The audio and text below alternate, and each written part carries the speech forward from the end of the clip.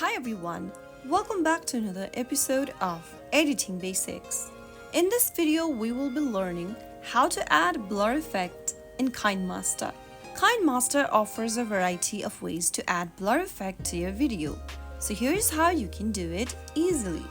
First of all, go ahead and open your KineMaster application and then tap on Media on the right hand side.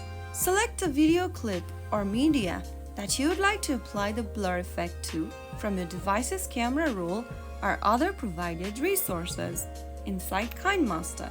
Select the video clip, and once you are done, tap the tick mark at the top right to get to this preview page. After you've imported a video clip onto your timeline, go to the right hand side corner and tap on the layer button. From layer wheel, tap on effect.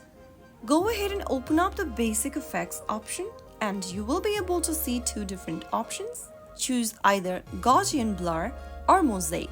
You can tap on any one of them. Now that you've selected one of the blur tool, you will now need to adjust the blur intensity. Get back to your timeline and tap on your Gaussian effect again. Now, on the right hand side corner, you will be able to see a menu pop up. Tap on Properties and increase or decrease the strength of the blur tool that you've selected in order to blur out a certain part in your media. Now that you've intensified the blur strength, get back to your timeline again and then make sure you drag the edges of your blur tool and cover the part of the media clip that you want to blur out.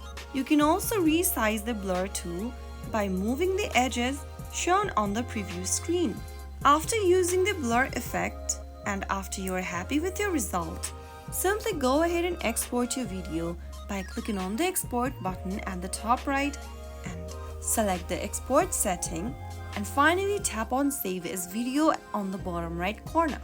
And that is how you will be able to add blur effect on KineMaster.